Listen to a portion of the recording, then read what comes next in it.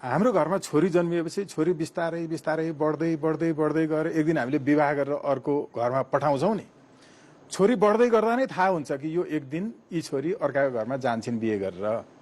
अनि अनमान्ने बेलामा मात्रै किन रुन थालेको, पहिलेदेखि किन नरोको भन्न मिल्दैन। त्यति बेला एउटा भावनात्मक संयोग हुन्छ। मान्छे घरमा चाहिँ बुढा बुवा हजुरआमा होइन अरू चाहिँ भेन्टिलेटरमा हुनुहुन्छ, बिरामी अवस्थामा हुनुहुन्छ, मर्नुहुन्छ, कन्फर्म छ, डक्टरले समय दिइसकेको छ अथवा हामीलाई थाहा छ त्यो अवस्था आइपुगेको छ। तर ठ्याक्कै श्वास फुस्केको बेलामा मात्रै मान्छेहरू नर्मलले रुन थाल्छन्। पहिल्यै थाहा थियो अब उहाँ धेरै जानुहुन्न, अब अन्तिम हामीले चाहिँ श्वाससहित घर फर्काउन सक्दैनौँ, तर पहिलेदेखि किन रुँदैन, ऊ वेट गरेर बस्छ।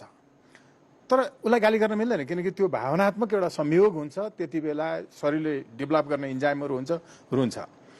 हामीलाई प्रष्टैसँग थाहा छ यो संविधान बनेको दिन नै यस्तो हुन्छ, संविधानमा यही लेखा छ।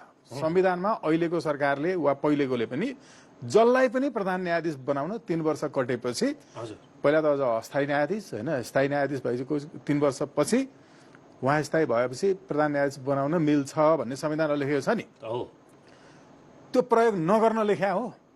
यो संविधानमा लेखेकै दिनदेखि रुन थाल्नु पर्थ्यो कि यो चर्चाहरू होला त्यति बेला गर्नु पर्थ्यो।